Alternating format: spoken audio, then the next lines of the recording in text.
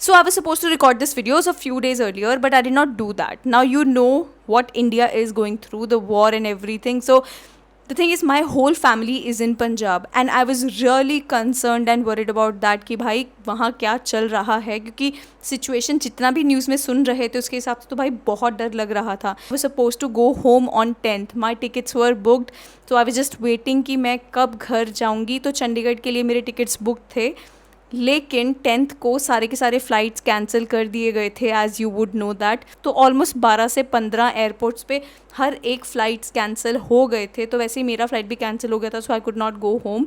And घर वाले भी एकदम अभी मना कर रहे थे वहाँ आने के लिए. वो बोल रहे थे एकदम मत आओ अभी, क्योंकि सिचुएशन जिस तरीके का चल रहा है, यू नेवर नो कि क्या सॉल्व होगा क्या नहीं. तो इतने टेंस सिचुएशन में जो भी चल रहा था, it was not easy to sit in front of the camera and start recording.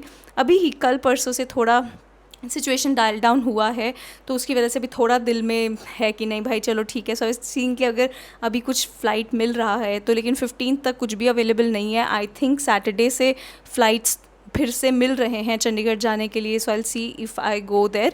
चलो वो बात की बात है. But so yes, I was quite busy in all of that. So that's just a quick update about me, that what was going on. So you guys also let me know in the comment section below, and I'm hoping that everyone in your family and everybody is safe and secure. बाकी सब चीज़ें secondary हैं. जैसे मैं हमेशा अपने intro में भी बोलती हूँ, नमस्ते दोस्तों, कैसे हैं आप लोग. I hope well and good. You know what, that is the most important thing that matters, and there is a reason for that. I say it and you know that. So yes, let's move forward and we have a lot to cover about this AIFF draft constitution. इसमें क्या हुआ है, क्या नई चीज़ें आने वाली हैं, मैं उस चीज़ के बारे में सब कुछ मतलब आपको बताने वाली हूँ further in the video. So let's not waste any more time and get into the video right now. आपने एक स्टेटमेंट न्यूज़ में काफ़ी बार सुना होगा, supreme court of India reserved its judgement on finalising the draft constitution of India. Now reserved its judgement मतलब क्या होता है, let me just explain it to you. तो रिजर्व मतलब ये हुआ, उन्होंने हर एक पार्टी से सब कुछ सुन लिया, सारे हियरिंग सबके साइड सुन लिए, जैसे कि स्टेक होल्डर्स के या स्टेट एसोसिएशंस के या फॉर्मर प्लेयर्स के, सब कुछ उन्होंने जो सुनना था वो सुन लिया.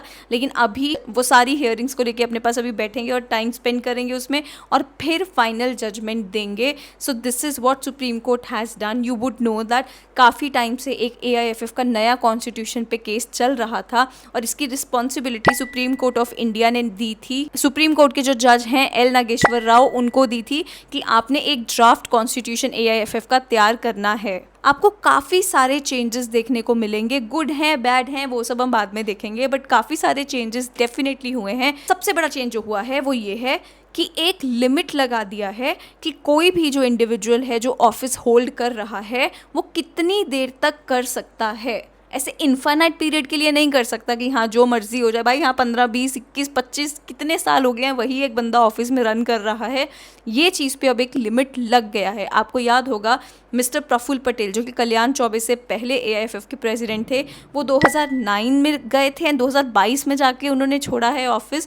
तो यही एक एक्सपेक्टेशन आ जाती है कि भाई हम तो इन्फाइनाइट पीरियड के लिए अभी ऑफिस में बैठने वाले हैं. सो ये जो एक चीज़ है ये कम्प्लीटली चेंज कर दिया है इस ड्राफ्ट कॉन्स्टिट्यूशन ने. अभी इसमें क्या हो गया है कि any person who is holding the office can do that for maximum 12 years.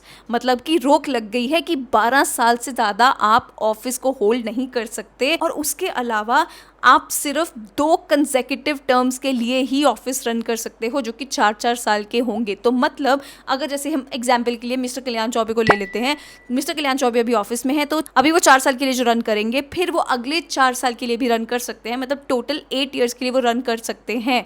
लेकिन जब 8 साल का पीरियड उन्होंने ऑफिस में दे दिया, देन उनको 4 साल का कूलिंग पीरियड देना पड़ेगा, तभी वो बाकी के 4 साल के लिए रन कर पाएंगे, वरना नहीं.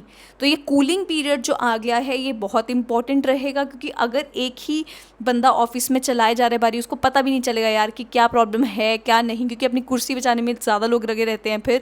तो कहीं ना कहीं ये काफ़ी अच्छा एक इम्प्रूवमेंट बनाया है AIFF के ड्राफ्ट कॉन्स्टिट्यूशन में, कि अगर कोई भी बंदा है वो 8 साल के लिए लगातार अपने ऑफिस में रन कर सकता है, लेकिन उसके बाद उनको मैक्सिमम वो 12 साल के लिए कर सकता है, लेकिन वो जो लास्ट टर्म है उसके लिए उसको 4 साल का कूलिंग पीरियड देना होगा.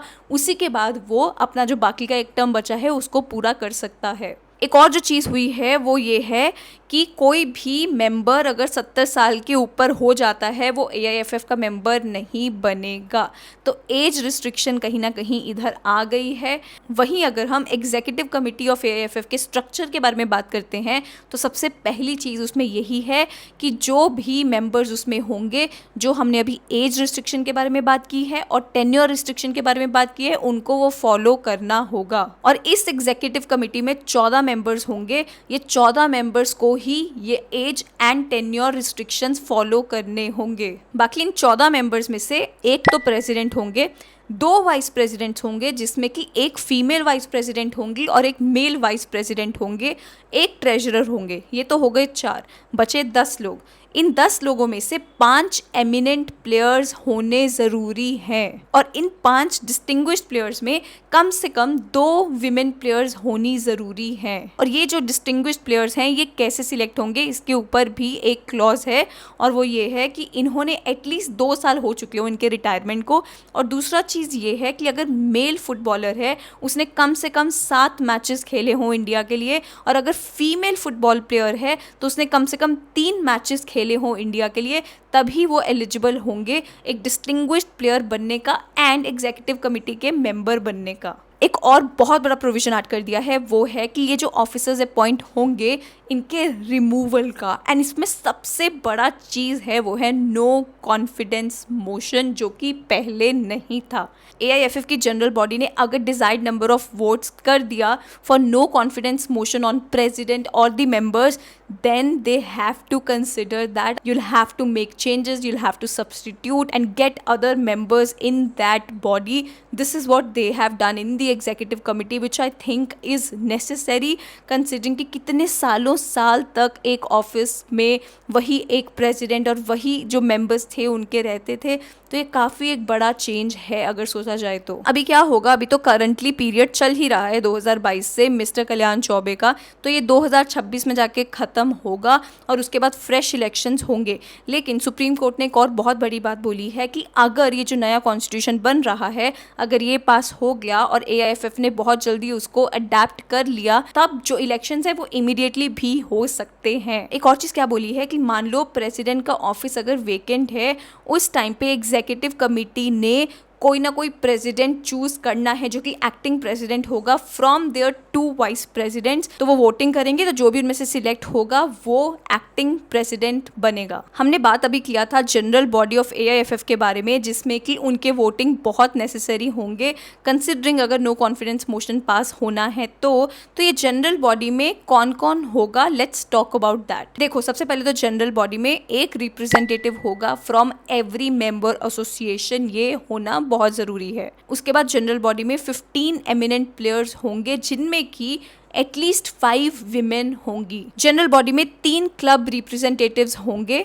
एक होगा ISL, दूसरा आई लीग और तीसरा होगा इंडियन वुमेन लीग के रिप्रेजेंटेटिव्स ऑल्सो। 2 रिप्रेजेंटेटिव्स होंगे रेफरीज की तरफ से, एक मेल और एक फीमेल, और अंत में 2 रिप्रेजेंटेटिव्स होंगे ऑफ कोचेस, एक मेल और एक फीमेल। ये तो कुछ मेजर चेंजेस थे जो हमने बात किया ड्राफ्ट कॉन्स्टिट्यूशन को लेके। लेकिन आप सोचिए 29 अप्रैल को ये फाइनल हियरिंग हो चुका था और ये सब जो हम पढ़ रहे हैं ये सब तब हुआ, लेकिन जो सुप्रीम कोर्ट है वो अपना फाइनल हियरिंग पता है कब सुनाएगा, after summer vacation. So which means कि मिड जुलाई के बाद इसके बारे में कुछ समझ में आएगा कि क्या होने वाला है। भाई इतना टाइम वेस्ट हो रहा है ये सब में, दैट्स व्हाट आई फील। पूरा का पूरा मई का मंथ बचा था यार, ये सब फाइनल हियरिंग वगैरह जल्दी करना था। क्योंकि आपको मालूम है, अगर आप सही में सोचो future of Indian football currently कि क्या कल ISL होगा, आई लीग होगा, बाकी के जो कॉम्पिटिशन्स है वो कंडक्ट होंगे कि नहीं होंगे, because we do not know. MRA का डील जो था AIFF का FSDL के साथ वो एकदम ख़त्म है, वो ख़त्म हो चुकी है डील। भाई कोई ब्रॉडकास्टर है नहीं अपने पास, क्या होगा आगे, मतलब इतने देर बाद अगर जजमेंट आएगा, इनके पास उतना टाइम है कि नहीं ये सब मतलब डील करने का। बिकॉज इट्स नॉट लाइक कि आज अगर बोल दिया तो सडनली अगले दिन से लीक चालू हो जाएगा या फिर कंडक्ट करवा लेंगे। There are many things that they have to consider. I think this should have been a priority and with urgency should have been done quite early than like waiting for their summer vacation to end and then passing the order. It's really saddening and surprising that we always have things to talk about Indian football which are never in the right direction. I don't know now with this new draft constitution how much will it change and how much it will not change, क्योंकि at the end of the day हर किसी को हर किसी से problem है, हर किसी को हर किसी का तरीका पसंद नहीं है, सबको लगता है कि भाई वो ज़्यादा बेटर कर सकते हैं. अगर इतना ज़्यादा पावर हम लोगों में भी दे देंगे ना कि यार हाँ तुम नो कॉन्फिडेंस पास कर दो या जो भी कर दो, आई एम नॉट सेइंग कि it's not a right thing, it's a right thing, but कहीं बस उसी सब चीज़ों में ना उलझे रह जाएं कि यार हमारी बात नहीं मानी गई तो एकजुट यहाँ बना लिया कि हाँ हम नो कॉन्फिडेंस पास करेंगे. Even though it's not that easy, that's what I am saying. ऐसा नहीं कि कोई भी मिलके पास कर देगा, तो जितने वोट्स चाहिए वो सब कंसिडर करके इतना ईजी नहीं है वो करना. But still I am telling you अपना पूरा का पूरा फोकस अभी इस टाइम पे ये होना चाहिए कि किस तरीके से AIFF को स्ट्रॉन्ग करना है. AIFF को स्ट्रॉन्ग करने की भी इसलिए ज़रूरत है क्योंकि वही है यार आगे जाके करता धरता है यार, उनको ये चीज़ समझनी पड़ेगी और एक पैशन लेके आना पड़ेगा और बहुत पॉजिटिवली इंडियन फुटबॉल को आगे लेके जाना पड़ेगा, क्योंकि विजन्स 2047 टू 2047 वाले कब से सेट हो रखे हैं, लेकिन क्या इम्प्लीमेंटेशन है, क्या आपको कुछ देखने को मिल रहा है उसके बारे में आई डोंट थिंक सो. कुछ भी इम्प्रूवमेंट मुझे नहीं लग रही. अभी सुपर कप ख़त्म हुआ था, मैंने उसके ऊपर वीडियो बनाया था कि कितने इंडियंस चमके भाई उसमें, उस कप में. ISL हुआ है, कितने इंडियंस उसमें चमके हैं, आप बताइए मुझे क्या चल रहा है इंडियन फुटबॉल में. When mister Sunil Chhetri had to make come back from his retirement to save Indian football at international stage. So there are many negatives that are going on currently, and I'm hoping and I'm waiting that a day will come when I will have something positive to talk about Indian football. अभी देखते हैं, अभी friendly matches शुरू होंगे India के, फिर Hong Kong के against भी खेलना है, क्या करते हैं हम उसमें क्या नहीं करते. आई एम होपिंग कुछ अच्छा हो. Let's see what happens. हम तो बातें करते रहेंगे इस चीज़ के ऊपर. अगर कुछ और भी अपडेट हुआ I will let you guys know. बाकी please take care of your self. And काफ़ी टेंस्ड मोमेंट्स से अपना देश गुजर रहा है. Please take care of your self and your families, and let's hope that everything goes well. That's all I can say because war is so scary. I'm hoping कि सब कुछ सही रहे. उसी नोट पे मैं ये वीडियो ख़त्म करना चाहूँगी. Please don't forget to like, subscribe, share, hit the bell icon so you never miss a video from me. Thank you so much for watching. Namaste.